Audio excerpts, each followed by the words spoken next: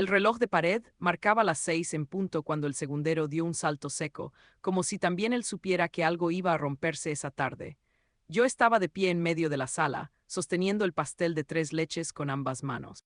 Me temblaban, no solo por el peso, sino por el cansancio acumulado desde las 5 de la mañana, cuando me levanté con las rodillas adoloridas y aún así bajé las escaleras decidida a hacerlo todo perfecto. 12 velas doradas brillaban sobre el merengue blanco. 12 platos, 12 copas de cristal, todo alineado con cuidado sobre la mesa del comedor. La cubeta de hielo ya sudaba alrededor de la botella de champaña que había comprado para la ocasión. Todo estaba listo, demasiado listo. Había gastado casi 3,000 pesos en esa celebración. Para algunos no era mucho, pero para mí era una semana completa de organizar gastos, de decirme que valía la pena porque no todos los días ascienden a tu único hijo. Limpié la casa como si esperara una visita importante, porque lo era. Pasé el trapo por los muebles, acomodé los globos dorados que colgaban del techo y alicé el mantel una y otra vez, como si con eso pudiera controlar los nervios. El olor del pastel todavía flotaba en el aire, mezclado con el aroma del café que preparé horas antes para mantenerme despierta. Cuando escuché el auto de Damián estacionarse afuera, sentí ese pequeño salto en el pecho que solo una madre entiende.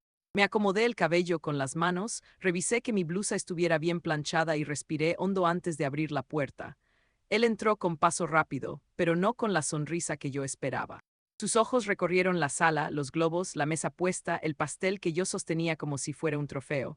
No vi orgullo, vi incomodidad. Mamá dijo, y algo en su tono me hizo apretar más los dedos contra el plato. ¿Qué es todo esto? Es tu celebración, hijo, respondí tratando de sonar ligera, por tu ascenso. Invité a la familia, a los vecinos, todo está listo. Ya deben venir en camino. No me dejó terminar. Sacó el teléfono, lo revisó sin mirarme a los ojos y soltó la frase como quien anuncia un cambio menor de planes. La celebración será en Polanco, en un restaurante italiano, con la familia de Paulina. Ya está todo arreglado. Sentí cómo el pastel pesaba de pronto como si fuera de piedra. Me quedé callada unos segundos, esperando que dijera que estaba bromeando, que era una sorpresa, que después vendrían todos. No dijo nada más, pero atiné a decir, yo preparé todo desde temprano. Ya invité a todos. Cancela respondió sin levantar la vista. Diles que hubo un cambio de planes. Paulina ya reservó mesa para 20 personas. Lo miré. Busqué en su cara alguna señal de duda, de culpa, de algo. Entonces finalmente levantó la vista y pronunció las palabras que se me quedarían clavadas como espinas. Tú quédate aquí, mamá, descansa. Has trabajado mucho hoy, quédate aquí. Las repitió casi igual, como si estuviera hablándole a alguien que ya no contaba. Subió las escaleras para cambiarse mientras yo seguía de pie, rodeada de una mesa llena que nadie ocuparía. 20 minutos después bajó con camisa blanca impecable, zapatos brillantes y perfume caro. Se roció un poco más frente al espejo del recibidor. Tomó la cartera. No me esperes despierta, dijo antes de salir. No me miró ni una sola vez. La puerta se cerró y el silencio cayó sobre la casa con un peso brutal. Los globos se movían apenas con la corriente del aire. Las 12 sillas vacías parecían observarme. Me senté despacio frente a la mesa y dejé el pastel en el centro, intacto. Uno a uno fui tomando el teléfono y llamando a los invitados. Cancelé con la voz firme, inventando excusas, escuchando la sorpresa del otro lado de la línea. Cuando colgué la última llamada, ya no me quedaban fuerzas para sostener nada. A las 8 de la noche abrí la botella de champaña. El corcho salió con un sonido triste, casi fuera de lugar. Me serví una copa, luego otra. Las lágrimas empezaron a caer sin pedir permiso. No lloré a gritos. Lloré en silencio, con esa forma de llanto que quema por dentro. Me dolía el cuerpo, pero más me dolía algo que no sabía nombrar todavía, la sensación de haber sido apartada, reducida, dejada atrás en mi propia casa. Y entonces, entre una lágrima y otra, algo cambió. No fue alivio ni resignación, fue una claridad fría. Miré la mesa, las sillas vacías, el pastel que nadie probaría, y entendí algo con una calma que me sorprendió. Yo había hecho todo por él, pero eso no significaba que debía desaparecer. Me limpié las mejillas, levanté la copa y brindé sola, no por la celebración perdida, sino por mí, porque en ese momento supe que al día siguiente Damián iba a ver algo que no estaba preparado para enfrentar, y cuando lo viera ya no habría vuelta atrás. Quédate conmigo porque lo que viene no es llanto. Es verdad, cuando Rubén murió, la casa se volvió demasiado grande para una sola persona. El silencio ocupó espacios que antes llenaban risas, pasos, discusiones pequeñas que ahora extrañaba. Una mañana cualquiera, mientras tomaba su café de olla en la cocina, se llevó la mano al pecho, me miró sin entender qué pasaba y cayó al suelo. El infarto fue fulminante. Para cuando llegó la ambulancia, yo ya sabía que me había quedado sola. Tenía más de 60 años, una casa heredada de mis padres y un vacío que no sabía cómo nombrar. Si no me quebré fue por Damián. Mi hijo se convirtió en el eje de mis días, en la razón para levantarme cada mañana. A las 6 en punto yo ya estaba en la cocina preparando el desayuno, huevos con frijoles, tortillas calientes, café fuerte como a él le gustaba. Él bajaba a las 7, siempre con la camisa planchada que yo había dejado lista el domingo. Nos sentábamos juntos y hablábamos de todo. De su trabajo, de sus proyectos, de sus miedos. Yo escuchaba, aconsejaba, asentía. En esas conversaciones encontré una nueva forma de ser hogar. Las tardes eran para mi taller de costura. 3 máquinas, telas apiladas, clientas del barrio que confiaban en mis manos. No era un gran negocio, pero me daba dignidad y unos 15,000 pesos al mes que me hacían sentir independiente. Coser me mantenía ocupada y de alguna forma conectada con la vida. Rubén siempre decía que ese taller era mi orgullo y yo lo cuidaba como algo sagrado. Damián soñaba en grande. Me hablaba de tener su propia empresa, de no depender de nadie, de llegar más lejos de lo que él creía que yo había llegado. Una noche llegó con un folleto en la mano y los ojos brillantes. Era una maestría. 2 años, oportunidades reales de crecimiento, pero también una cifra que me apretó el pecho, 200,000 pesos. No tenía ese dinero, yo sí tenía algo que podía convertir en dinero. No lo pensé demasiado, vendí el taller, las máquinas, las telas, la clientela de años. Todo por 180,000 pesos. Sumé mis ahorros y le entregué el total. Él lloró cuando se lo di, me prometió que me lo devolvería, que todo valdría la pena. Yo lo abracé y le dije la verdad, que ya era mi mayor inversión y que no necesitaba devolución. Durante esos 2 años, Damián viajaba entre semana y volvía los fines de semana. Yo vivía para esos regresos. Cocinaba lo que más le gustaba, lo escuchaba hablar de sus clases, de sus planes. Cuando se graduó, viajé 12 horas en autobús para verlo recibir su diploma. Lo vi de lejos, tan serio, tan orgulloso, y sentí que cada sacrificio había tenido sentido. En el camino de regreso me dijo que ahora todo sería diferente. Le creí, al principio lo fue. Consiguió un mejor trabajo, mejor sueldo, más responsabilidades. Yo estaba feliz de verlo crecer, aunque poco a poco nuestras rutinas se fueron deshaciendo. Ya no desayunábamos juntos todos los días, las cenas se volvieron rápidas, las conversaciones nocturnas desaparecieron. Me decía que era normal, que el trabajo exigía más. Yo asentía sin saber que estaba aprendiendo a quedarme atrás. Aún así seguía siendo mi hijo, mi casa seguía siendo su casa, yo seguía siendo su apoyo, hasta el día que llegó con una sonrisa distinta y dijo que había conocido a alguien. En ese momento no sentí celos ni miedo, solo una inquietud que no supe explicar. 3 semanas después, esa mujer cruzó la puerta de mi hogar y nada volvió a ser igual. Hasta entonces, Damián no era solo mi hijo. Era mi rutina, mi motivo, mi último hogar. Todo lo que había hecho, todo lo que había dado, lo había hecho por él. Por eso el dolor que vino después no fue un simple desencuentro. Fue la sensación de haber puesto la vida entera en manos de alguien que ya no sabía cómo sostenerla. Si alguna vez invertiste todo en alguien, entiendes por qué esto duele. Y sí, todo fue diferente, pero no por el éxito, sino por la mujer que trajo a mi casa. La primera vez que Paulina cruzó la puerta de mi casa llegó un domingo, justo a la hora de la comida. Yo había preparado mole poblano, el mismo que cocinaba desde hacía más de 30 años, el que aprendí de mi madre y que siempre había sido motivo de elogios en el barrio. Tardé toda la mañana en hacerlo. Molí los chiles con paciencia, tosté las semillas, cuidé el punto del chocolate. Era mi forma de decirle, sin palabras, que la recibía con respeto porque era importante para mi hijo. Paulina entró con una sonrisa impecable, el cabello perfectamente alaciado, perfume caro que se quedó flotando en el aire incluso después de que se sentó. Me dio la mano con suavidad, como quien toca algo frágil que no quiere ensuciarse. Desde ese primer gesto entendí que no venía a integrarse, venía a evaluar. Sus ojos recorrieron la sala, las paredes, los muebles de madera que Rubén y yo compramos cuando éramos jóvenes. No miraba como invitada, miraba como compradora. Durante la comida probó el mole con una expresión estudiada. Sonrió y dijo que estaba interesante. Luego preguntó con voz dulce si había usado chocolate de tablilla o cacao puro. Comentó que en su casa preferían sabores más refinados, menos intensos. No lo dijo como crítica, lo dijo como corrección elegante. Yo asentí, aunque por dentro algo se encogió. Damián la miraba con admiración, como si cada palabra que salía de su boca fuera una lección. Mientras comíamos, Paulina hablaba de arquitectura, de tendencias, de espacios limpios. Dijo que mi casa tenía mucho potencial, que era vintage, una palabra que pronunció como si hablara de un objeto antiguo que necesita actualización. Mencionó tonos neutros, líneas modernas, menos cosas a la vista.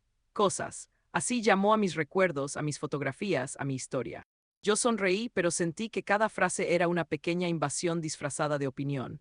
Empezó a llamarme suegrita desde el primer día, no como gesto de cariño, sino como diminutivo que me colocaba en un lugar más pequeño. Cada vez que lo decía, acompañaba la palabra con una sonrisa condescendiente. Si yo usaba alguna expresión coloquial, ella la corregía suavemente.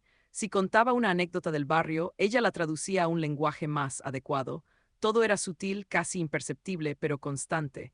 Con el paso de las semanas noté cambios en Damián. Empezó a vestir ropa que yo no le había visto nunca. Marcas caras, cortes más ajustados. Decía que había que proyectar éxito. Empezó a corregirme cuando hablaba, incluso delante de ella. Si yo decía algo fuera de lugar, él me miraba con una mezcla de vergüenza y prisa por enmendarme. No era agresivo, era peor, era distante. Paulina comenzó a pasar más tiempo en la casa. Caminaba por los cuartos con el teléfono en la mano, tomaba fotos, medía espacios con la mirada. Decía que era para inspiración, para ideas futuras. Trajo revistas, armó tableros con recortes de salas modernas, cocinas minimalistas, recámaras sin personalidad. Yo veía esas imágenes y sentía que no había espacio para mí en ese futuro que ella imaginaba. Un día, mientras acomodaba unas fotografías familiares, la escuché decir que demasiados recuerdos cargaban el ambiente. Que había que soltar para avanzar. Damián asintió, yo guardé silencio. No porque estuviera de acuerdo, sino porque empezaba a entender algo más peligroso que una discusión. No se trataba de convencerme, se trataba de desplazarme. El anuncio del compromiso llegó envuelto en entusiasmo ajeno. Paulina habló de la boda como si fuera un proyecto más. Lugar caro, invitados importantes, detalles que no podía imaginar pagar. Yo escuchaba y asentía, pero en el fondo sentía que no me estaban invitando a celebrar, me estaban informando. No había espacio para mis opiniones, ni para mis tiempos, ni para mi historia. Fue entonces cuando entendí que el peligro no era ruidoso. Paulina no gritaba, no imponía con fuerza, controlaba con elegancia. Cada gesto, cada palabra, cada mejora tenía filo. No quería integrarse a mi casa, quería rediseñarla sin mí. Yo no era un obstáculo frontal, era un elemento que debía ser reemplazado poco a poco. La amenaza no venía envuelta en violencia, venía envuelta en cortesía, y eso la hacía más difícil de enfrentar. Porque cuando alguien te ataca de frente, sabes defenderte, pero cuando alguien te sonríe mientras te borra, tardas más en reaccionar. Si alguien entra a tu vida y empieza por mejorarte, cuidado, la boda no fue celebración. Fue la primera vez que entendí, con claridad dolorosa, que yo ya no contaba. La invitación llegó un martes por la tarde, dentro de un sobregrueso color marfil con letras doradas en relieve. La abrí con cuidado, esperando ver mi nombre acompañado de algo más que una formalidad. Pero no, ahí estaba, claro y frío, señora Elvia Gutiérrez invitada, no madre del novio, no un lugar especial. Solo invitada, como si mi hijo no hubiera salido de mí, como si no lo hubiera criado sola después de que su padre murió, como si yo fuera una más en la lista. Me dije que no importaba, que lo importante era estar ahí para Damián, que los títulos no cambian el amor. Aún así, esa palabra se me quedó clavada en el pecho durante semanas. Para distraerme, decidí hacerle un regalo que nadie más podría dar. No tenía dinero para sobres gruesos ni electrodomésticos caros, pero tenía tiempo y recuerdos. Compré un álbum de piel sencillo y durante 2 meses trabajé en él todas las noches. 50 páginas, 50 momentos, desde su primera foto en brazos, pasando por su primer día de escuela, su graduación, hasta el día que me dijo que quería comerse el mundo. Cada página llevaba una nota escrita a mano, amor puro, amor de madre. El día de la boda me vestí con el mayor cuidado que pude, quería verme digna, quería que al verme Damián recordara quién era yo. La ceremonia fue hermosa. Verlo de traje, serio, esperando en el altar, me hizo llorar. Lloré por él, por su padre que no estaba, por la vida que habíamos construido. Por un momento pensé que todo valdría la pena, pero la recepción fue otra historia. Un coordinador me detuvo antes de entrar al salón y me indicó mi mesa. Mesa 8, al fondo. Le dije que debía haber un error. Me respondió con una sonrisa ensayada que la mesa principal era solo para la familia inmediata. Caminé hasta mi lugar sintiendo las miradas encima, como si estuviera ocupando un espacio que no me correspondía. Desde ahí veía a Damián, lejos, elevado, rodeado por la familia de Paulina, como si siempre hubiera pertenecido a ellos. Los discursos comenzaron y cada palabra fue una bofetada. El padre de Paulina habló de cómo habían formado al hombre que ahora era su yerno. Su madre habló del futuro brillante que ellos, como familia, construirían juntos. Nadie mencionó a la mujer que lo crió. Nadie pronunció mi nombre. Era como si yo no existiera, como si Damián hubiera aparecido en sus vidas ya hecho, sin pasado. Llegó el momento de los regalos. Me acerqué a la mesa con mi álbum envuelto con cuidado. Paulina lo tomó, lo abrió apenas unos segundos. 10, conté sin querer. Dijo qué lindo con una sonrisa automática y lo colocó debajo de una pila de regalos caros, sin mirarlo otra vez. Damián no dijo nada, no me miró, no preguntó. En ese instante entendí que no era descuido, era decisión. Me quedé un rato más por dignidad. A las 11 de la noche me acerqué a despedirme. Damián me dio un beso rápido en la mejilla y dijo, sin emoción, maneja con cuidado. Eso fue todo. Salí del salón sintiendo que me habían arrancado algo que no sabía cómo nombrar. En el hotel, sola, me quité los zapatos y me senté en la cama. Lloré como no lloraba desde que enterré a Rubén. Lloré por la humillación, por el álbum abandonado, por la mesa 8, por ese invitada que resumía todo. Me repetí que era solo un día. Que mañana todo volvería a la normalidad. Me aferré a esa mentira porque no estaba lista para aceptar la verdad, pero no fue solo un día, fue el inicio de algo mucho peor. Si alguna vez te hicieron sentir menos, si alguna vez te borraron de tu propia historia, no estás sola. 2 semanas después de esa boda, escuché el timbre de mi casa. Abrí la puerta y los vi ahí con maletas, y la palabra que usaron fue temporalmente. Lo que empezó como temporal se convirtió en invasión sin que yo pudiera señalar el día exacto en que dejó de ser mi casa. Al principio fueron detalles pequeños, casi educados. Un cojín nuevo aquí, una lámpara distinta allá. Paulina decía que era para sentirse más cómodos mientras ahorraban. Yo asentía porque aún creía que aquello tenía un límite, una fecha de salida, una decencia mínima. La primera alarma real sonó una mañana cualquiera. Bajé a la sala con mi café y noté un vacío extraño en la pared. Las fotografías habían desaparecido. Ahí donde durante años estuvo mi boda con Rubén, la primera comunión de Damián, los cumpleaños con globos torcidos y sonrisas sinceras, ahora solo había un espejo grande con marco plateado. Frío, impersonal. Pregunté dónde estaban las fotos. Paulina respondió sin levantar la vista del celular, las guardé, suegrita.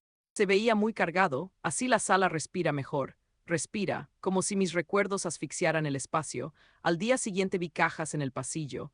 Dentro estaban mis figuritas de Talavera, las que mi madre me regaló una por una durante décadas. Paulina explicó que no combinaban con el nuevo estilo. Las guardó como quien guarda trastos viejos. Damián pasó junto a mí, vio las cajas y solo dijo, luego las volvemos a sacar. Nunca pasó. Una semana después llegaron los pintores. Yo no los llamé, no firmé nada. Paulina decidió que el amarillo de las paredes era muy antiguo y que el gris perla era más elegante. Cuando protesté, me habló como si yo fuera una niña caprichosa. Es solo pintura, Elvia, no exageres. Damián, desde el comedor, añadió sin mirarme, se ve más moderno, mamá. Moderno, esa palabra se convirtió en la excusa para borrar todo lo que yo era. La cocina fue la siguiente conquista. Mis ollas de peltre desaparecieron, reemplazadas por sartenes caros que no sabía usar.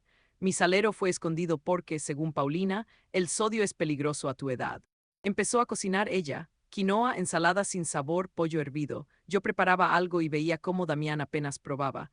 Está un poco salado, decía él, repitiendo palabras que no eran suyas. Yo aprendí a comer en silencio. Luego vinieron las reglas. El televisor debía verse con audífonos porque Paulina trabajaba desde casa y necesitaba silencio. Los jueves eran día de pareja, así que yo debía salir, no importaba a dónde, caminar, sentarme en una banca, desaparecer un rato. Damián asentía a todo, nunca discutía, nunca me defendía. Su silencio era más doloroso que cualquier grito, pero el golpe que terminó de romperme llegó después de un viaje corto.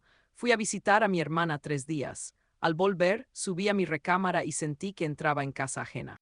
Mi colcha, tejida por mi abuela, ya no estaba. Mi tocador de cedro, regalo de Rubén, había sido reemplazado por una cómoda blanca sin alma. Mis cortinas de encaje desaparecieron. Paulina me dijo, con voz dulce, que había donado lo viejo y tirado lo que ya no servía, lo viejo. Lo que ya no servía. Yo lloré frente a ellos, no pude evitarlo. Les expliqué el valor de cada cosa, la historia, el significado. Damián suspiró cansado y dijo la frase que aún me duele recordar, son solo cosas, mamá, solo cosas. Como si mi vida pudiera reducirse a objetos sin valor, como si yo estuviera exagerando por aferrarme al pasado. Desde ese día dejé de llorar frente a ellos. Algo cambió, no fue valentía todavía, fue alerta. Empecé a observar. Paulina no gritaba, no imponía por fuerza. Controlaba con suavidad, con frases amables, con decisiones tomadas por el bien de todos. Damián no ordenaba, solo permitía. Y esa combinación era perfecta para borrarme sin hacer ruido. Noté horarios, llamadas, miradas cómplices. Noté cómo Paulina hablaba de la casa diciendo nuestro hogar, nunca la casa de tu mamá.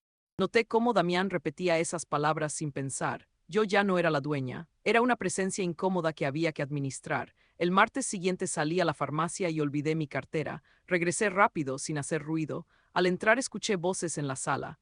Me detuve en la escalera. No sé por qué, tal vez porque ya había aprendido a escuchar antes de hablar.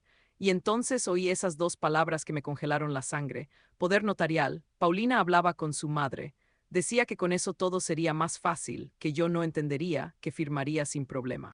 Damián respondió algo que no alcancé a escuchar completo, pero su tono no era de duda. Era de acuerdo. Sentí cómo el piso se movía bajo mis pies. Ya no se trataba de decoración ni de reglas absurdas. Se trataba de algo más grande, legal, definitivo. Subí a mi cuarto despacio, cerré la puerta, me senté en la cama que ya no reconocía. No lloré, por primera vez en meses no lloré, pensé, recordé cada cambio, cada humillación, cada silencio. Todo encajó como piezas de un rompecabezas oscuro. No era casualidad, nunca lo fue.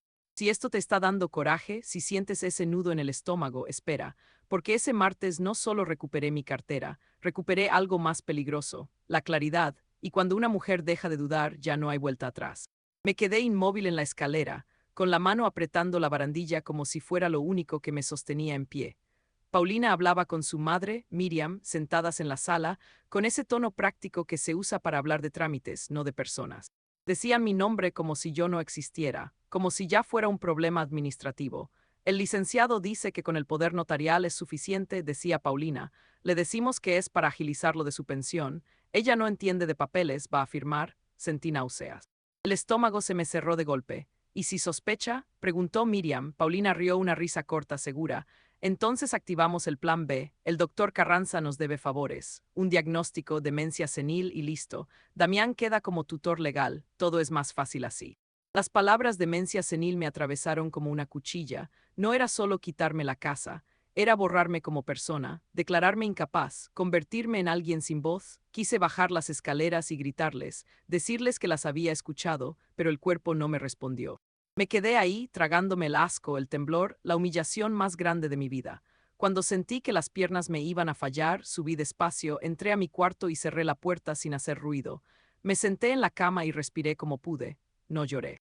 El llanto ya no alcanzaba para esto. Esa noche no dormí, esperé, escuché. A las 11, cuando la casa quedó en silencio, me acerqué al cuarto de Damián. La puerta estaba entreabierta. Paulina hablaba. ¿Seguro que tu mamá no va a sospechar?, preguntó ella.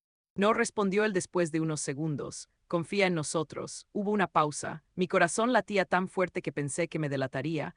A veces me siento mal, dijo Damián. Es mi madre. Paulina suspiró impaciente. Ya vivió su vida, ahora nos toca a nosotros. ¿O prefieres seguir atrapado aquí? Esta casa vale millones. Es nuestra oportunidad. Silencio. Está bien, dijo él finalmente. Hagámoslo. En ese instante murió el hijo que yo conocía. No fue una muerte ruidosa. Fue seca, definitiva. Algo dentro de mí se apagó y al mismo tiempo algo nuevo se encendió. Me alejé de la puerta sin hacer ruido. Volví a mi cuarto. Me senté frente al buró y entendí que llorar ya no era una opción. Si seguía siendo la madre herida, me iban a destruir. Si quería sobrevivir, tenía que pensar. Saqué una libreta vieja y empecé a escribir nombres. Socorro, mi amiga de años. Montenegro, el notario amigo de Rubén. Reyes, la abogada que había ayudado a una vecina con un problema de herencia. Personas reales, confiables. Al día siguiente empecé a moverme. Llamé a Socorro desde un teléfono público. Le conté todo sin adornos. No me interrumpió. Cuando terminé solo dijo, no estás loca y no estás sola. Me consiguió el contacto de la licenciada Reyes. La abogada me escuchó con atención, sin sorpresa. Me explicó algo claro, sin pruebas yo perdía. Con pruebas ellos no tenían nada. Fui con Montenegro y revisamos los papeles de la casa. Estaba todo a mi nombre, eso me dio aire. Compré una grabadora pequeña, discreta, del tamaño de una memoria. La escondí en el delantal, en el suéter, donde podía. Empecé a registrar conversaciones. Paulina hablando de tiempos, Damián asintiendo. Comentarios sueltos que confirmaban el plan. No discutí, no confronté, sonreía en la mesa. Servía café, observaba, también tomé fotos. Las paredes repintadas sin permiso, mis cosas tiradas, los cambios en mi cuarto. Guardé escrituras, recibos, todo lo que probaba que esa casa era mía y que estaban intentando arrebatármela. Cada evidencia me devolvía un poco de control. Humillación se convirtió en combustible. Ya no reaccionaba, planeaba. Sabía que el error más grande sería enfrentarlos sin respaldo. Yo necesitaba que la verdad hablara sola, sin gritos, sin drama, solo hechos. Seguí actuando como siempre. Damián y Paulina creían que me habían quebrado. No sabían que yo ya estaba un paso adelante. Yo seguí sonriendo en la mesa, pero ya tenía pruebas. Y entonces preparé algo para que él lo viera con sus propios ojos en mi sala a las 6. A las 6 de la tarde volví a poner la mesa. No por nostalgia, no por tristeza, lo hice con precisión. El reloj marcaba la hora exacta y el sonido seco del segundero me ayudó a mantener la mente fría. 12 sillas, 12 copas, el mismo mantel, la misma disposición. Cualquiera habría pensado que estaba aferrada al pasado. Yo sabía la verdad, estaba construyendo un espejo. Mientras colocaba los platos, recordé el peso del pastel temblando en mis manos aquella otra noche. Esta vez no hubo pastel, no hubo globos. Solo el silencio bien calculado de una escena que debía hablar por sí sola. Quería que Damián entrara y viera lo que había hecho, no con palabras, sino con el golpe visual de su propia ausencia repetida. Me moví despacio, con esa calma que se confunde con obediencia. Paulina me observaba desde la cocina, confiada. Pensaba que yo ya había entendido mi lugar. Pensaba que había ganado. Damián llegó minutos después, dejó las llaves y apenas miró la mesa. ¿Otra vez eso?, preguntó con fastidio. Mañana vienen unas personas, dije sin levantar la voz. Quiero que estés aquí a las 6 en punto. Paulina frunció el ceño. ¿Personas? ¿Quiénes? Asuntos de la casa, respondí. Nada de qué preocuparse, no insistieron. Eso me confirmó algo. Cuando creen que ya te rompieron, dejan de vigilarte. Esa noche dormí poco, pero no por miedo. Repasé cada paso. A las 6 exacto, abogada, notario, documentos listos, grabaciones ordenadas, no había espacio para errores. A la mañana siguiente el ambiente estaba raro, Damián evitaba mirarme. Paulina hablaba más de lo normal, como si necesitara llenar el aire. A las 5:30 empecé a acomodar las carpetas en la mesa. A las 5:55 sonó el timbre. Abrí la puerta y los hice pasar sin ceremonias. La licenciada Reyes, firme, mirada clara. El notario Montenegro, serio, con su portafolio bajo el brazo. Damián se quedó congelado. Paulina dio un paso atrás. ¿Qué es esto?, preguntó ella ya sin dulzura. Siéntense, dije, por favor. No levanté la voz, no fue necesario. Algo en mi tono hizo que obedecieran. Cuando todos estuvieron sentados, el reloj marcó las 6 exactas. Me tomé un segundo antes de hablar. ¿Recuerdan esta mesa?, pregunté. Aquí me dijeron que me quedara, aquí me dejaron sola. Damián bajó la mirada, Paulina cruzó los brazos. No estamos aquí para hablar de sentimientos, intervino ella. Si es un reclamo, ya lo hablamos. La licenciada Reyes habló antes que yo. Estamos aquí para hablar de un intento de despojo patrimonial. El silencio cayó como una losa. Eso es una acusación grave, dijo Paulina, y además ilegal. No pueden grabar conversaciones privadas. Sí pueden, respondió la abogada, cuando existe una amenaza directa al patrimonio de una persona. Y aquí la hubo. Saqué la grabadora y la puse sobre la mesa. Presioné play. La voz de Paulina llenó la sala, clara, sin dudas. Con el poder notarial es suficiente y si se niega activamos el plan B. El rostro de Damián se desarmó, Paulina se levantó de golpe. Esto es una trampa, no dije, es una prueba. Puse el segundo audio, la voz de mi hijo. Está bien, hagámoslo. No añadí nada, no lo miré, dejé que sus propias palabras hicieran el trabajo. Mamá, empezó él con la voz rota, aún no lo detuve. El notario abrió su carpeta y habló con calma profesional. Explicó que la casa estaba completamente a mi nombre, que cualquier intento de transferencia sin mi consentimiento era delito, que había evidencia suficiente para iniciar un proceso legal inmediato. Paulina intentó recuperar el control. Damián vive aquí, tiene derechos. No, respondió el notario, vivir no es poseer. Y después de lo que hemos escuchado, esos derechos no existen. Damián se cubrió el rostro con las manos, no lloró fuerte, se quebró en silencio, yo no me moví, no era el momento de consolar a nadie. Tienen 72 horas, dije al fin, para empacar y salir de esta casa. Paulina rió nerviosa. ¿Y si no? La licenciada Reyes deslizó otra carpeta sobre la mesa. Entonces procedemos, y antes de que lo intentes, añadí, hay algo más que deberías saber. Abrí la última hoja. Paulina palideció al reconocer los números. Tus deudas no están tan ocultas como crees, dije. Y los problemas fiscales de tus padres tampoco. Fue suficiente. Su postura se quebró, ya no había superioridad, solo cálculo desesperado. Esto no se va a quedar así, me dijo, temblando de rabia. Lo sé, respondí, y estoy lista. Se levantaron sin decir más. Empezaron a subir las escaleras a empacar. Yo me quedé sentada escuchando los cajones abrirse, las maletas arrastrarse por el piso. No sentí triunfo, sentí algo más estable, control. Antes de salir, Paulina se volvió hacia mí desde la puerta. Te vas a arrepentir, la miré sin parpadear. Inténtenlo. Cuando la puerta se cerró, supe que la guerra no había terminado, pero por primera vez no estaba defendiéndome, estaba preparada. Al día siguiente la casa quedó en silencio. No el silencio tenso de los meses anteriores, sino uno distinto, casi cauteloso, como si las paredes también necesitaran tiempo para entender que todo había terminado. Cuando el camión de mudanzas se fue, no sentí alivio inmediato, sentí vacío. Un espacio raro entre lo que había soportado y lo que todavía dolía. Recorrí la casa despacio. Los lugares donde antes estaban sus cosas ahora se veían desnudos. El espejo frío ya no colgaba en la sala, pero la marca clara en la pared seguía ahí. El cuadro abstracto había desaparecido, pero el clavo aún sobresalía. No todo se arregla quitando lo que estorba, algunas huellas tardan más en irse. Fui al cuarto donde habían guardado mis fotografías. Abrí la caja con cuidado, como si temiera encontrar algo roto. Algunos marcos estaban dañados, otros intactos. Tomé la foto de Rubén el día de nuestra boda y la limpié con la manga. La coloqué de nuevo en su lugar, luego otra y otra más. No era decoración, era recuperación. En la cocina volví a sacar mis ollas. Las lavé una por una, aunque ya estaban limpias. Necesitaba ese gesto simple para recordarme que nadie tenía derecho a decirme cómo cocinar, cómo vivir, cómo ocupar mi propio espacio. Preparé café como siempre, fuerte, sin pedir permiso. Me senté sola a la mesa y por primera vez en mucho tiempo no sentí vergüenza de estar ahí. Mientras yo reconstruía en silencio, la vida de Damián empezó a desordenarse. No lo supe por él, lo supe por el eco que dejan las decisiones cuando ya no hay dónde esconderlas. Las deudas que antes no parecían urgentes empezaron a llamar. El dinero que Paulina manejaba con soltura dejó de alcanzar. Las discusiones se hicieron más frecuentes, más ásperas. El encanto se rompió cuando ya no había casa ajena que sostuviera la ilusión. Paulina dejó de ser estratégica y empezó a ser impaciente. La seguridad con la que hablaba se volvió reproche. El nosotros se convirtió en tú no hiciste y yo cargué con todo. Damián, que durante meses había evitado mirarme, ahora no podía evitar mirarse a sí mismo. Y eso fue lo que más le costó. 3 semanas después tocó a mi puerta. No anunció su llegada, no trajo exigencias. Traía el rostro cansado, la postura encogida, como alguien que ya no sabe dónde pararse. Lo vi por la mirilla y no abrí de inmediato.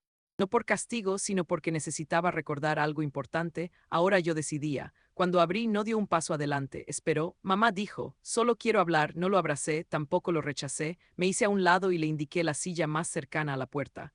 No el sillón. No la mesa, esa distancia también era un mensaje. Habló de presiones, de errores, de cómo todo se le había ido de las manos. No lo interrumpí, escuché, no porque mereciera absolución, sino porque yo ya no necesitaba gritar para existir. Sé que te fallé, dijo al final. Pensé que podía manejarlo todo y no pude. Lo miré con calma. Fallaste cuando dejaste de verme como persona, respondí, no cuando cometiste errores. Cuando me convertiste en un obstáculo, bajó la cabeza, no discutió. ¿Puedo volver?, preguntó casi en un susurro. Respiré hondo antes de contestar. No ahora.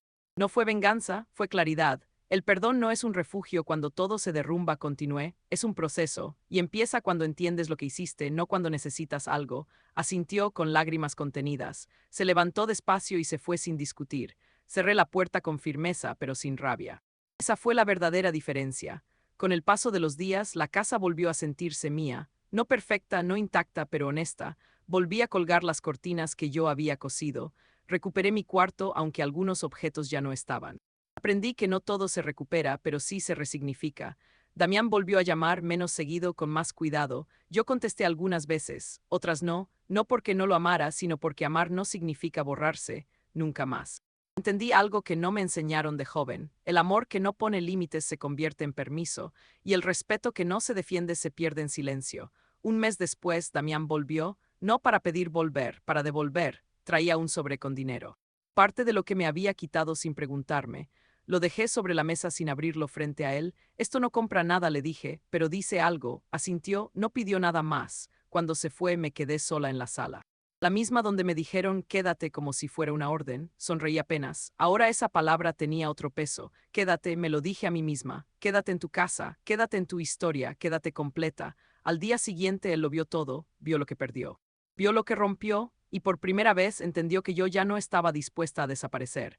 Si alguna vez te hicieron sentir estorbo en tu propia vida, quiero que sepas algo, no estás exagerando, estás despertando. Y si quieres seguir escuchando historias donde la dignidad no se negocia, quédate. Porque esto no fue solo una historia, fue una lección.